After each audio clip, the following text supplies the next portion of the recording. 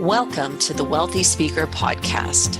This is the podcast dedicated to people who want to speak more as a way to build their income and grow their business.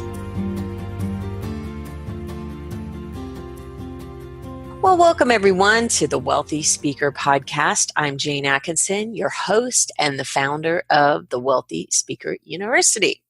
Now, I'm going to be the guest expert of this show, and we're going to be delving into prospecting and selling. And I have something called the 30-day sales sprint. What does that mean? It's a very concerted focus on sales, selling speeches or training or consulting or whatever it is that you offer. And we're really packing it into a 30-day period so that you can see some results. How do you dive deep and really see your sales explode? By putting the pedal to the metal? Well, we're going to share with you everything that is required in order to do that.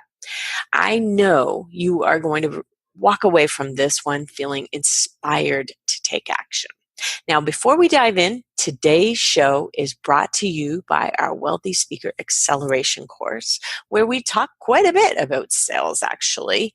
It seems to come up on almost every group call that we do, and definitely it's coming up on the Facebook questions because people really want to know, how do I sell? So we're often finding out where they are in the ready, aim, fire process, because the sales conversation may not be the right conversation for you to be having if you really haven't picked your lane or figured out what you're selling in.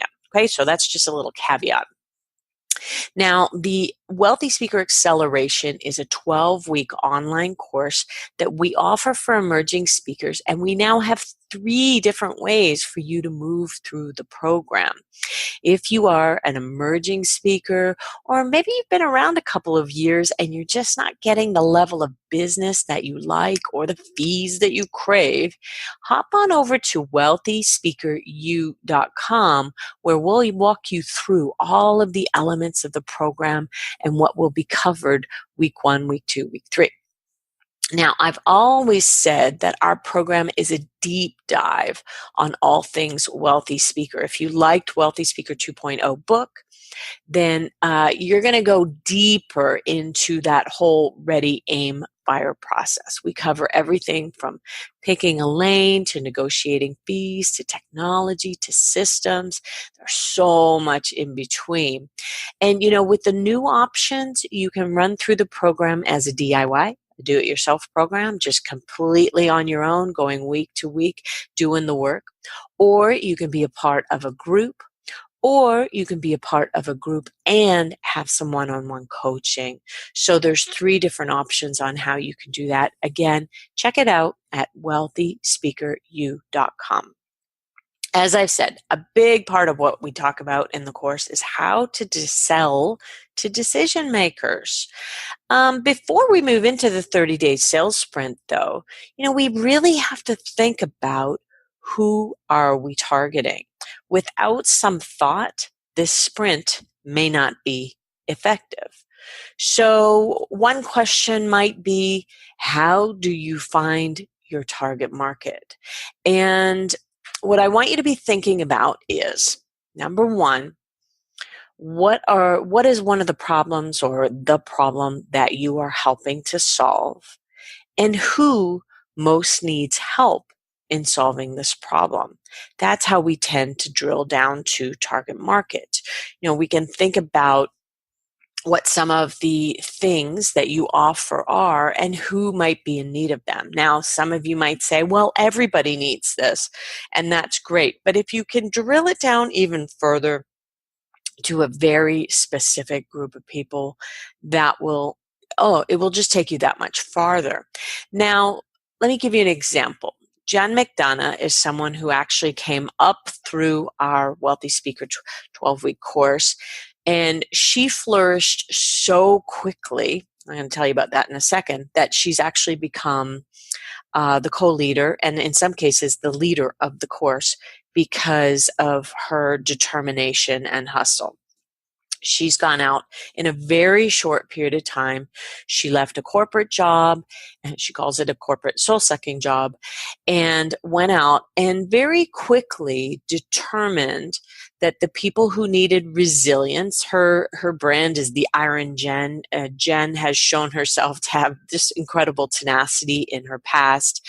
She's gone out and run Ironman before. She has gone, and her husband paid off this incredibly large amount of debt when their young son was diagnosed with an illness that put them into massive medical bill debt.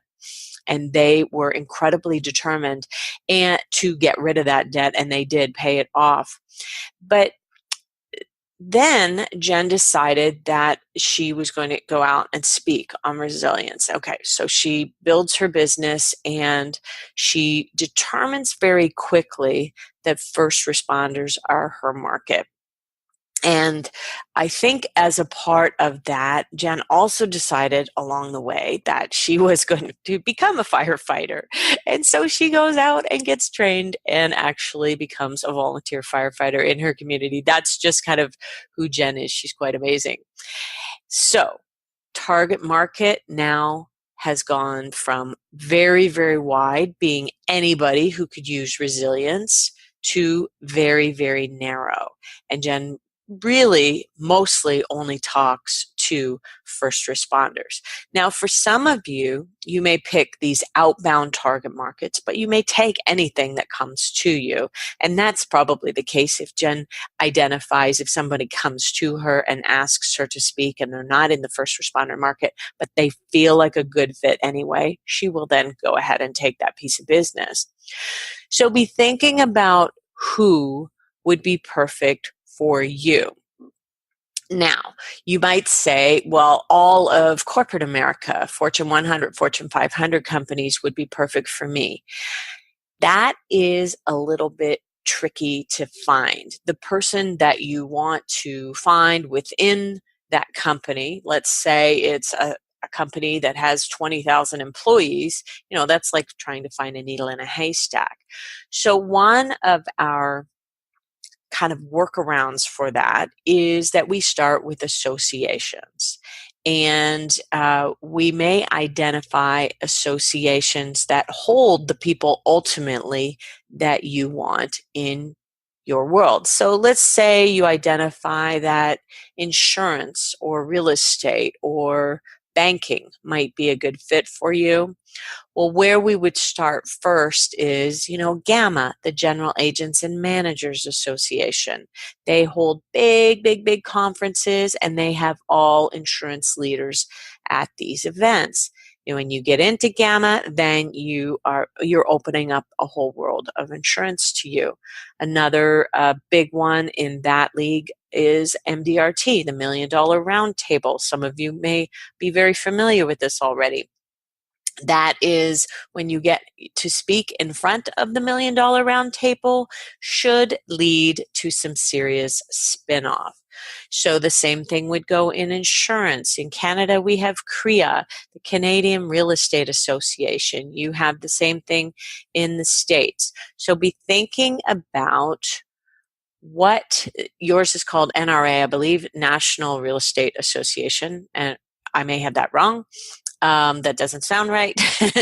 And I am thinking there might be a branding issue there. But anyway, there is some sort of national real estate association that you can tap into. The same goes for banking, ABA, American Bankers Association.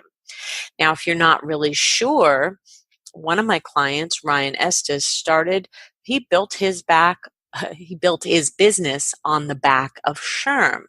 And he would be the first one to tell you that. That's the Society of Human Resource Managers. I hope I have that right, the managers part.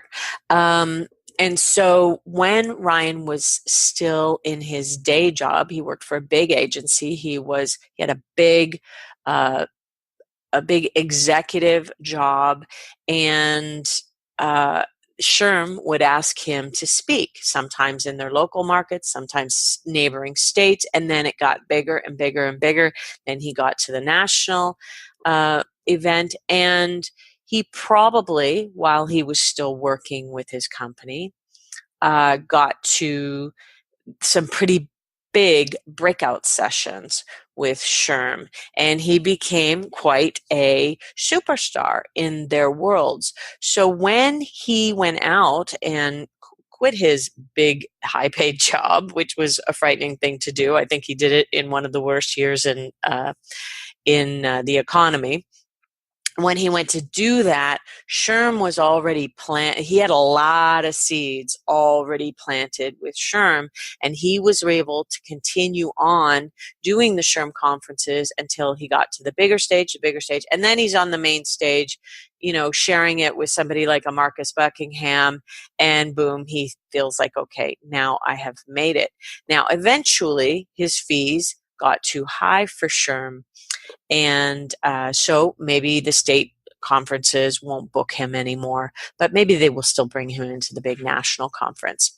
Now, when I asked Lynn Mcdonough, who is Ryan's business manager, if you were to start at a company to try and find the proper person who's doing the meeting planning within that company, where would you start? I said, would you start in sales? Would you start in corporate communication, HR training? And she answered this. I'm reading Lynn's email. Since every company is structured differently, there is no one answer. I would go on LinkedIn and see if they had an event planning person. If that is a dead end, I would just call the main number and start from there. Can you put me in touch with the person or department that coordinates your company meetings? I hope you're hearing this, because I think that too many of us are afraid to just pick up the phone and ask that question. And this is such a simple thing to ask. So let me just back it up, make sure you get it. If that is a dead end, I would just call a main number for the company and ask, can you put me in touch with the person or department that coordinates your company meetings? Boom. I mean, that is not rocket science. That is just how it goes. And that's how Lynn gets started. She goes on to say, since Ryan has a range of topics, and any of the departments that I had asked her about would benefit from the message, I would hit all of the below as well. So she would then go into each of the departments that I mentioned. So I mentioned sales, corporate communications, HR, training. If you're at all sales related in your talks, then starting with the VP of sales makes perfect sense. She says, even if there's an event planner or someone in charge, they most definitely are getting internal recommendations for each event. She said, there's no reason why the VP of sales can't drive the decision. So you just kind of never know what their internal conversations might look like.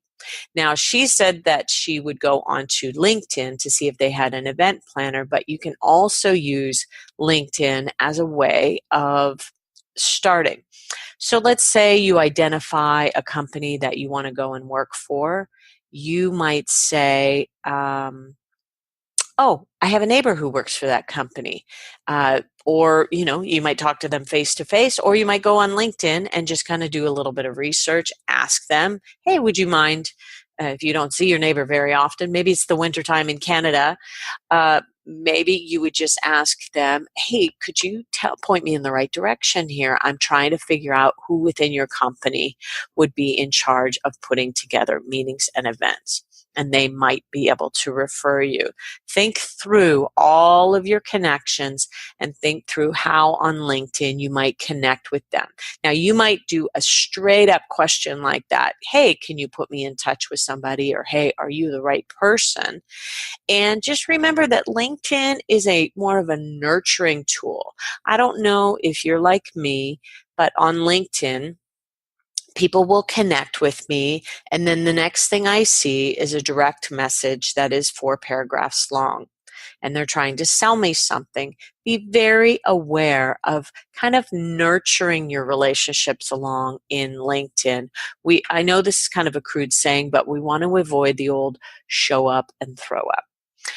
So let me go back to these questions here and just make sure we've covered why do we start with associations. The reason why we start with associations is because we can find out all of the information that we need about their event directly from their website. With corporate, we cannot find that information because they're not very likely not going to publish that information on their website.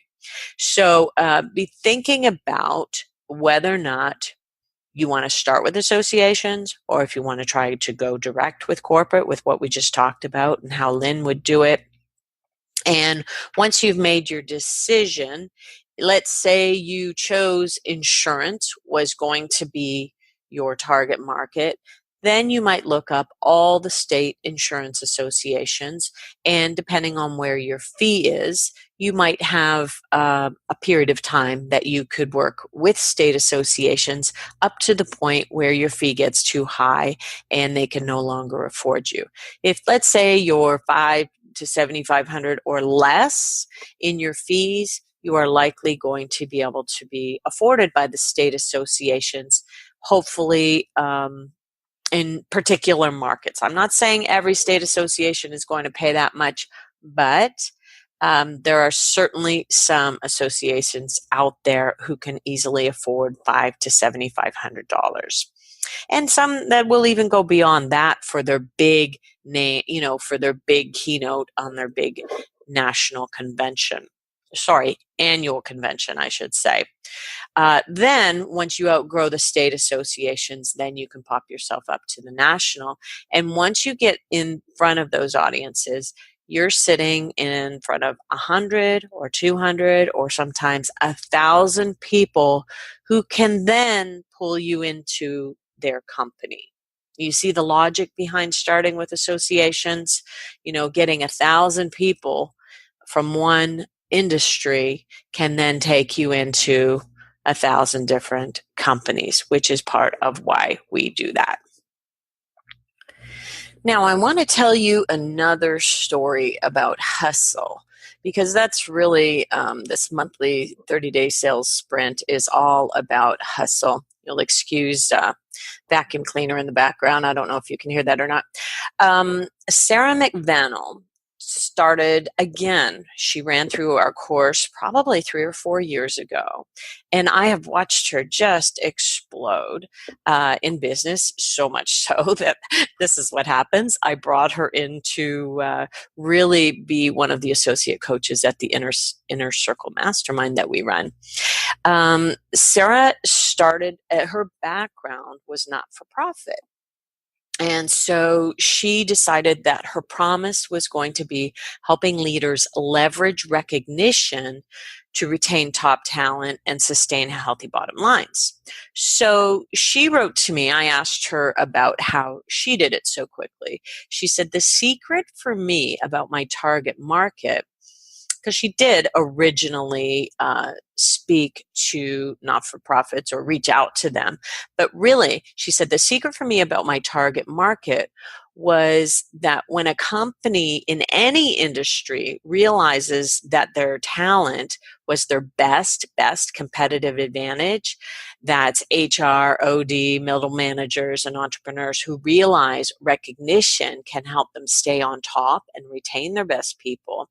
So her target markets then become converted, like they're becoming evangelists.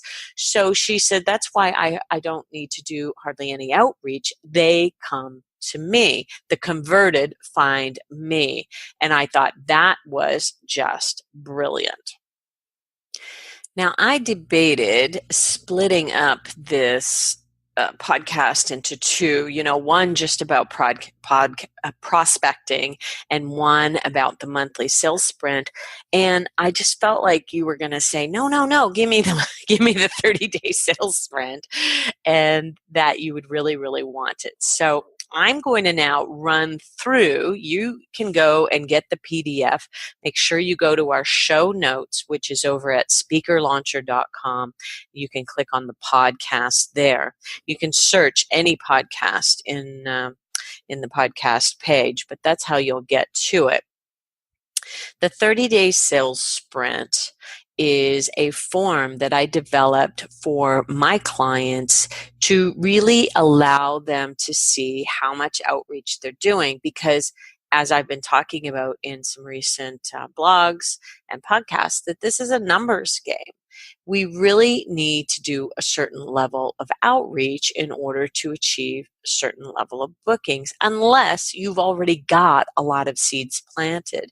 If you've been speaking a lot, then chances are you're getting 1 to 2 to 3 spinoff from every single event, and that is what's keeping things flowing. And so that's a great way to do it. But if you see some blanks in your calendar, you might say, oh, you know what, I'm going to do a 30-day sales sprint and get my numbers up. Okay, so let me just map it out for you. We've got emails. This is kind of the list going down of all the things that you're going to record. You're going to record your emails, you're going to record your phone calls, social media, live networking, and other. Sarah, for instance, has said that she really uses media as a big sales tool. So I said, great, you can put that under other. So anything that you use on top of email, calls, social media, and live networking. One of my recent blog posts, I was talking about what is your superpower. And one of my clients, Amanda Hammett, recognized that she was really best at live networking. And so she started to get out and do more of that. And then boom, her business exploded. So be thinking about where your strength is. What is your superpower? Is it in email? Is it in phone calls? Is it in social media? Is it in live networking? If it's none of the above, then I would suggest you take one of those and really get right with this.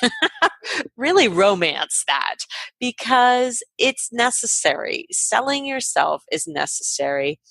I would like to think of it as, if you really hate the term sales, think of it like you are having a conversation that is a matching conversation.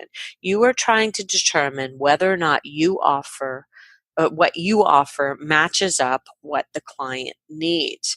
And that might help you kind of get past it. But really, I think getting okay with selling is a good mental first step to this. And you know what? If you have something that you're really proud of, that you're really passionate about, you really want to be putting it in front of a lot of people so that they can buy, so that you can go and do the good work that you do.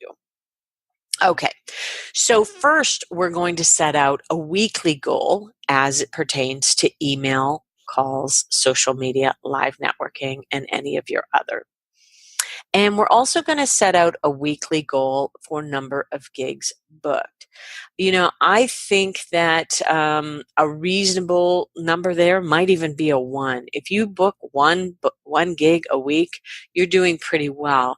I have clients who are booking lots and lots of gigs every week, but they've been doing this for a long, long period of time. And as somebody said, I don't know who to attribute it to anymore. I heard it on Amy Porterfield's podcast, but don't compare somebody else's middle with your beginning, because that's not fair. The people who are booking 4, 5, half a dozen of gigs a week, they might have 10 years under their belt of doing this.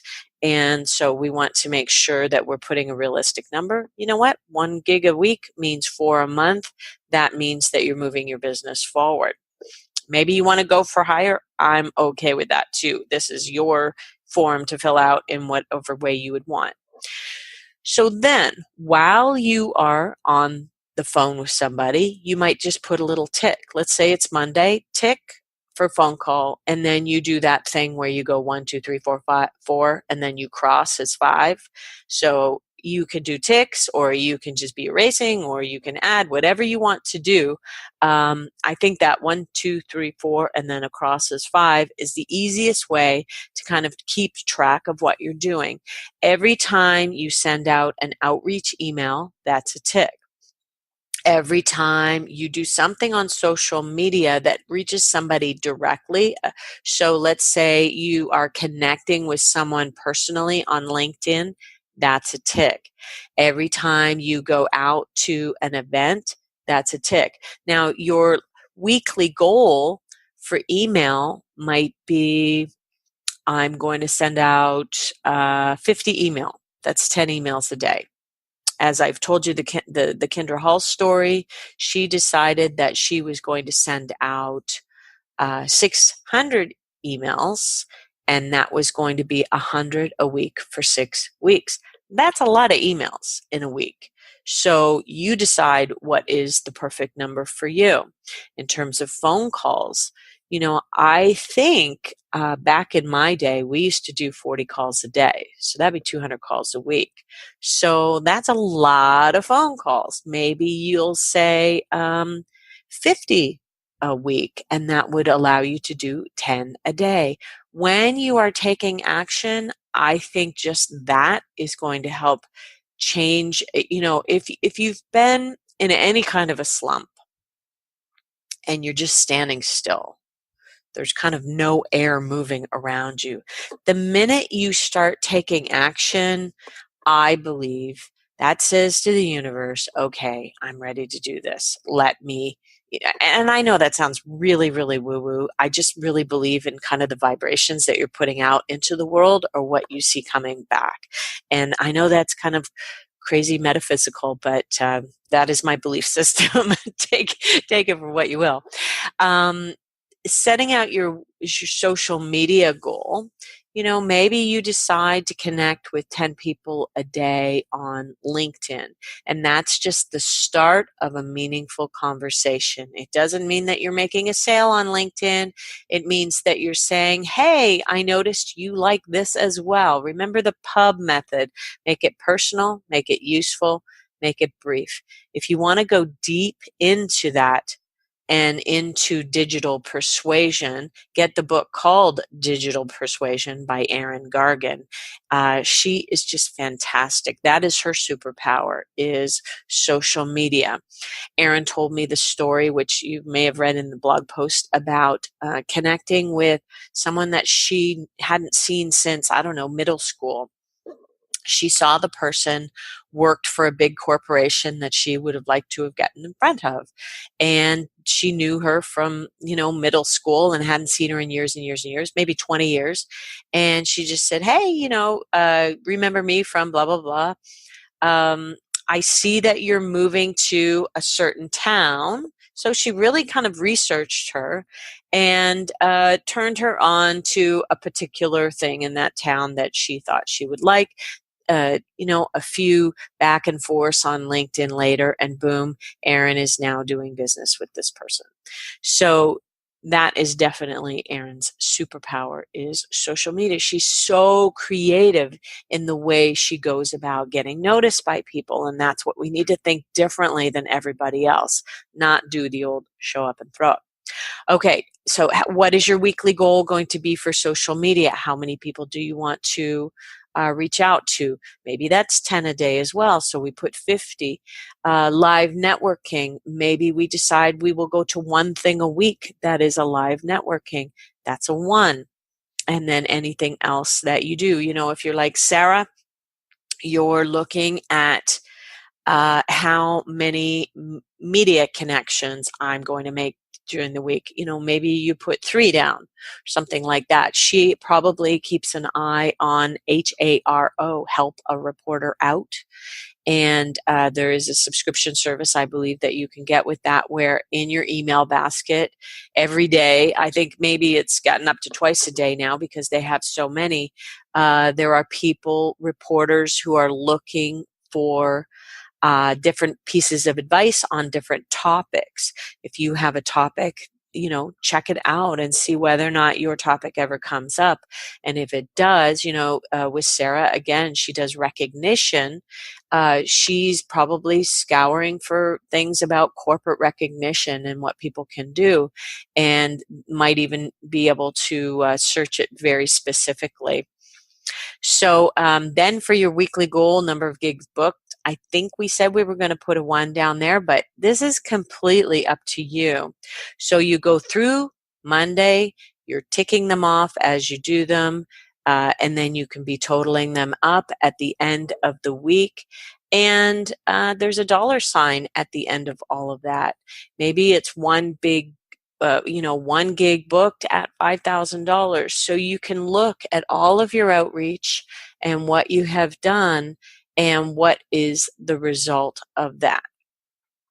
So, my question to you, wealthy speaker listeners, is are you ready to take the challenge? I've thought about doing some sort of guided sales sprint, and I'll just put it out to you. If you've listened to this far into the podcast, then I'm going to know you're serious about it.